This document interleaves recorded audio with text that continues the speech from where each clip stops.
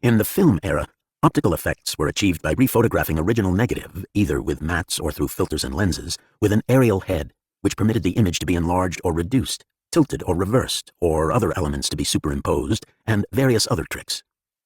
The result of this rephotographing, however, was a loss of quality in which the sharpness of the original negative was greatly reduced.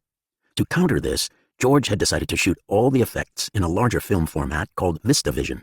It had been developed in the 1950s when movie studios were competing for audiences with television. The idea was for theaters to project an image that was bigger, wider, and sharper than ever, in contrast to the small screen. In VistaVision, each frame was 8 perfs, or perforations, wide, and the frames were side by side. In standard 35mm film, the frames are stacked one above the other and are only 4 perfs high. The result is that each frame of a VistaVision negative is much sharper. When the optical process we were using degraded the image, the resulting quality, theoretically, would be very close to the look of a standard 4-perf original. The studios had abandoned the format some years before due to the high cost of shooting pictures this way. VistaVision required twice as much footage, on top of which the dailies would have to be reduced to 4-perf just so the editors could cut it using their regular moviolas and splicers. The moviola was the workhorse standard editing tool of the industry even before sound came in.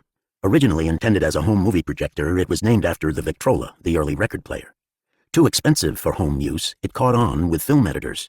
George wanted to revive VistaVision, only to discover that there were no surviving compatible optical printers. His team, headed by John Dykstra, had to build new ones so that they could shoot the models in the 8-perf format, preserving the quality he hoped for.